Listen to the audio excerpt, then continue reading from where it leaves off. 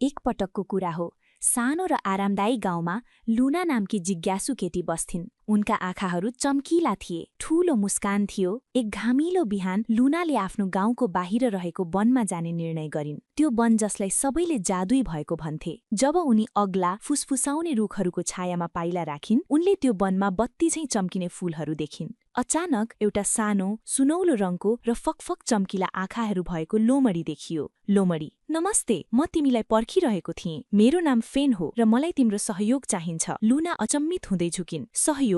फेनले उनलाई वनको गहिरो भागमा लगे, जहाँ एउटा पोखरी थियो। फेन, वनको जादु हराउँदैछ। इन्द्रधनुष क्रिस्टल, जसले रुखहरूलाई जीवन दिन्छ, पुरानो पुलको मुनि बस्ने रुखो ट्रोलले चोरी गर्यो। यसबिना वनको रङ हराउनेछ। लुना, चिन्ता नगर्नुस् फेन, हामी यसलाई फिर्ता ल्याउँछौं। सँगै उनीहरूले ढुङ्गा र जराहरूमा पाइलो राख्दै पुरानो पुलसम्म पुग्न सके। ट्रोल ठूलो थियो, नाकमा दाना र फुस्रो अनुहार थियो। तर लुनालाई हजुरआमाले भनेको कुरा याद आयो। कहिलेकाहीँ मुस्कान ठूलो शक्ति हुन्छ। लुना, नमस्ते श्रीमान ट्रोल, के तिमी मेरोसँग खेल खेल्न चाहन्छौ? ट्रोलले चम्किलो आँखा खोल्यो। पहिला कहिल्यै कसैले उनलाई खेल्न सोधेको थिएन। बिस्तारै उसको मुस्कान फुल्यो। उसले लुनालाई इन्द्रधनुष क्रिस्टल दिएर सानी मुस्कान देखायो। क्रिस्टल सुरक्षित तरिकाले पोखरीमा फिर्ता राखिएपछि वन फेरि उज्यालो रङहरूमा चम्कियो। फूलहरू नाच्न थाले, चराहरू खुसीसाथ चिरिङ चिरिङ गर्न थाले र फेन उफ्रिन थाल्यो। फेन, लुना, तिमीले वन बचायौ। लुना, हामीले सँगै गर्यौं फेन। त्यो दिनदेखि लुना हरेक हप्ता जादुई वनमा जान्थिन्। फेन, ट्रोल र अन्य वनका प्राणीहरूसँग हाँस्दै र खेल्दै, र वनले कहिल्यै आफ्नो रङ हराएन।